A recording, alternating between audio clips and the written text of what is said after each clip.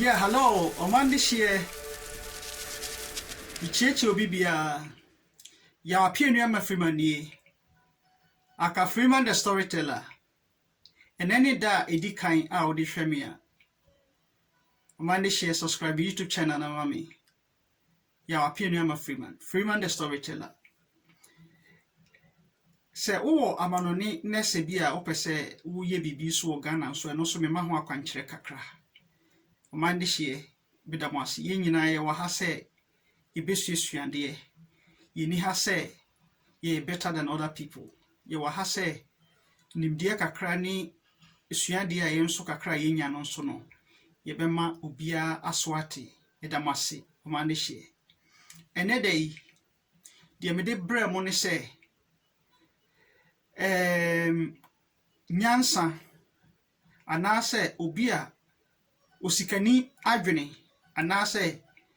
the way a sikafo adwene any the way a ehiafo adwene aha first of all no anase de edi kan no obi a oyesikani nye obi a owosika bebre obi a oyesikani ni obi a owadwempa a otumi ede nadwen no ede boa ne ho esa boa obi a oben no ena oye sikani sikafo dwen different ena hiafo nso dwen different man this year yo the measure here dia me de move free China osikani a owo China no ena okana sembi se wofa esua anase kwakuo mo amunim esua no mo amunim kwakuo no so se wofa esua bebre anase kwakuo bebre egu ho na opeti sika gu omanim anase wode kwadu bebre egu omanim a sa esua no anase monkey no omo bedi kwadu no na omo jesika no ho adentia efri se de esua no anase kwakuo no de omo nimo ani se omo di kwadu na emomu no omo nim se omo fa sika no momu a omo betimi de sika no atokwadu bebre aha we ye richest man in China na nyansa bebre wo sa asem we mu enipa bebre no eco school ana college ne ho ahwan a eho no ye nkyere ekwan a obefa so a obetimi abie wadwuma na wade wo ho ewo ho ye kyere okwan a ubeye nipa bemfo a uwie a ubetimi anya adwuma papaye demom ne nkyere okwan a ubefa so a ubenya sika se oye adwuma na yetua wo ka sika no beka wonsa no utuatua wo no ma nasa se wa ubie wadwuma a oye a ubetimi anya sika bebre na sika no wama sika no aye adwuma ama enti meka ehiafo adwene ene esikafo adwene osikani adwene ni se obeye adwuma den na obenya sika na sika no ode abiebie nwuma na wama sika na aye adwuma ma no ohiani adwene ni se obepa adwuma ye na wanya sika osikani adwene ni se onya sika obebiebie nwuma no wanya adwempa no waye nioma akese na sika no wa try se obetre sika dim ohiani adwene ni se oye adwuma na onya sika omema sika no adan ho bank a sika no onfa nya hwia obema na ada ho a emfa so bia emre no eno ye ohiani adwene osikani adwene owo sika na obema sika na adwuma na sika na aye adwuma na aye kese ama no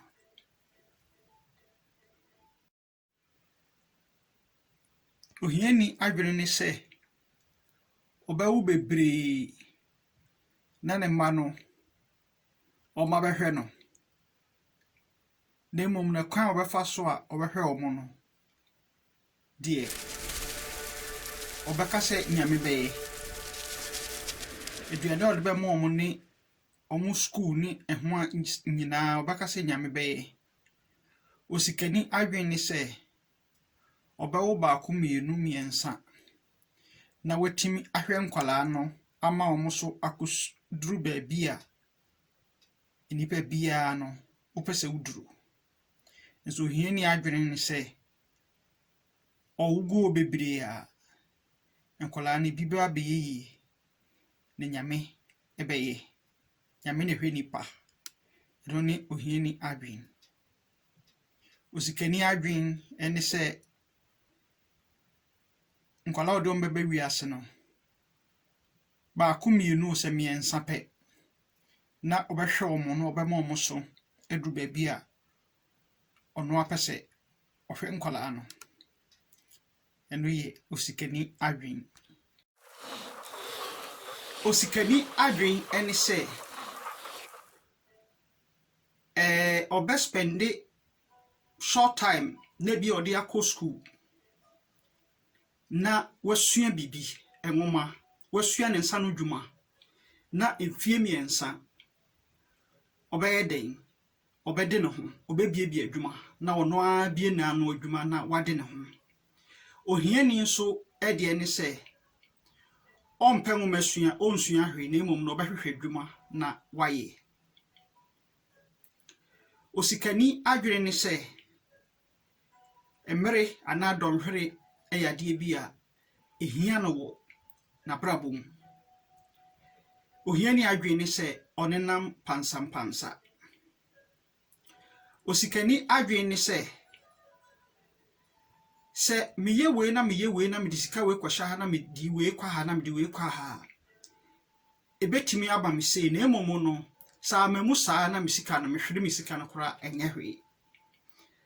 ohiani adwene se memfa misika enkohye bibia mu na anye yi na misika na hye eno ye ohiani adwene osikani adwene se owie school a dabia obekenkan enwoma obe read the book obe research anase obeye ehwehwemu afa kwan a na brabo ebe beta ohiani adwene se owie school a eno ano no onkenkan book bia owie ase obaida o chese onhwehwe nimdie bia ohiani adwene se obetena ho saa osikani adwene se da bia no obehwehwe nimdie ewo nwomasuamu na da bia obekenkan ohiani de owie school a eno ano no nyade a wafa buku kra hwem yemu ahe ene yewie school a yafa enwoma ne ya hwem yewie school no eno ano no osikani adwene se onfa ne nsa entene amampanifo anase omamu ehweye man no so economy anase die ohiani adwene se da bia ode ne nsa betene obi so se eyewo na waye na wantimi emi adwuma na wanye sei na manfa de we amaye na wanye sei na wantimi emi enwuma amaye ne yenya bi anye osikani adwene se ono ankasa se adwuma ni ho a obekwakoye bia ono ankasa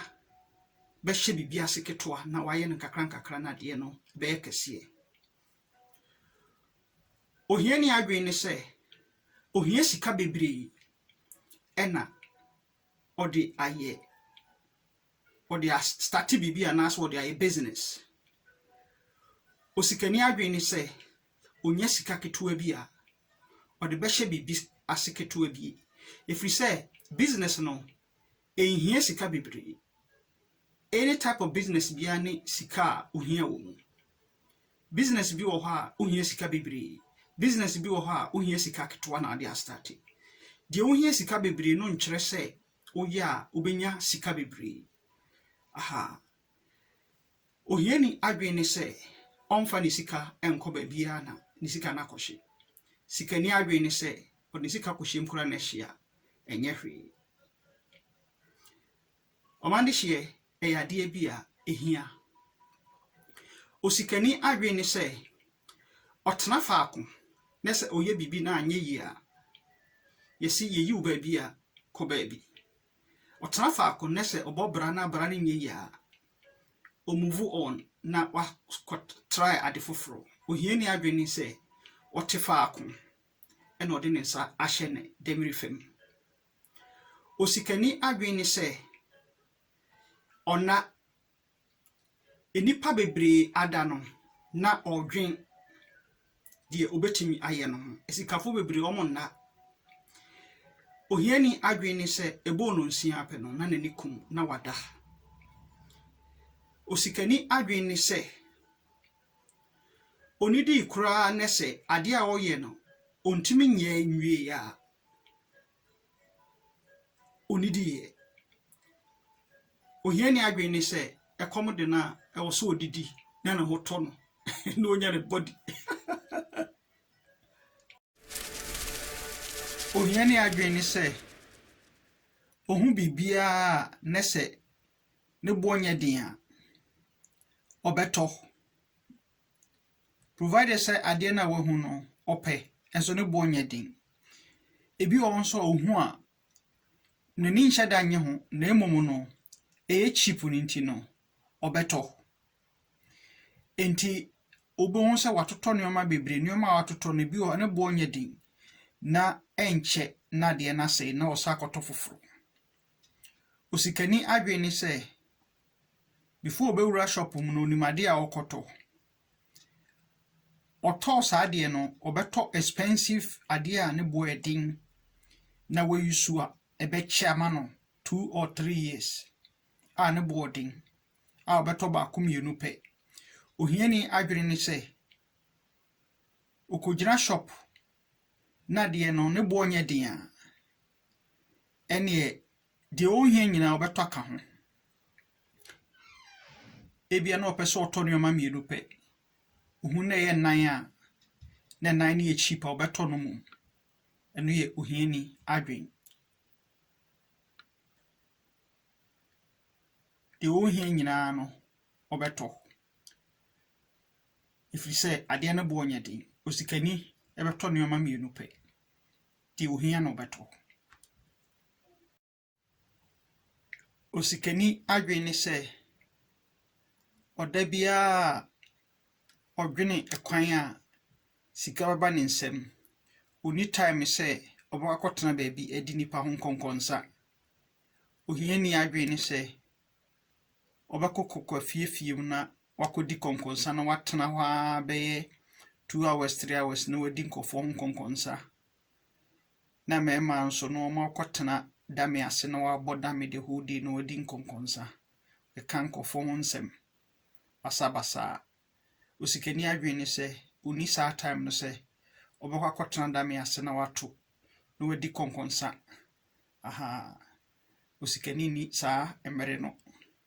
Ebia oda odwene sika. Ekwan sikafa besa abale nsem ena odwen ho. Onwene se obenenam basa ya eno eye ohiani adwen. Sikani ode nani to bibi so ode bibi hye nani so. Ohiani emfa bibi ensi nani so. Onya bibi no odida eno ano no. Osikani adwen ni se abrabo a obo no onfa nani ento obi so. Okokọ nani anye ya oblemu ono ana ho. Ohiani adwene se okokọ nanim na anye ya na wate ada na ohwede nkofo beye. Oye adwuma na yeyi nadi a na otefaako. Osikani adwene se obi adwuma na adwuma no gu a na odwene kwan a obefa so a obebie adwuma foforo. Osikani adwene se obu emere donhwere bia obebu donhwere bia. Ohiani adwene se onfa mere enya adwuma emere emfa no ho. Omande hye enene da edi kan a mo subscribe me YouTube channel na mame na dan nyina metimi etwa mfonini abramo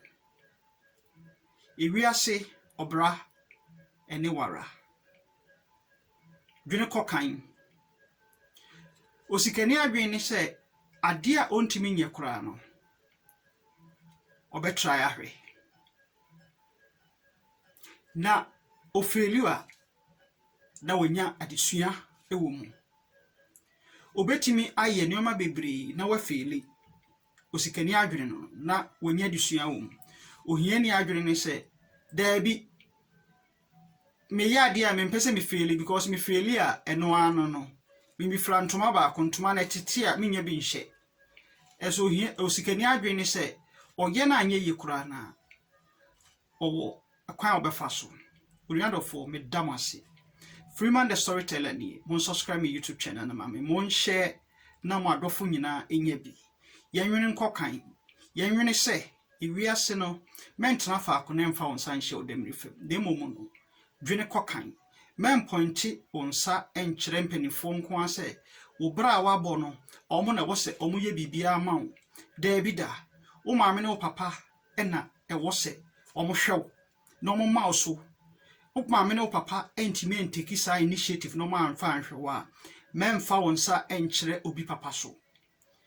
panifo wose omo ye de ombetimi aye wose omo boa man no na emomu no sa wo de wure nyina be hye se omo ne beboa wo a man beba aman beko amampani beba amampani beko yabrabo no de etimo ana yeti ABCD ni musa dwen esikafo adwen dwen big dwen se ubetimi aye memu ho abofia na dwen kokan medamase baba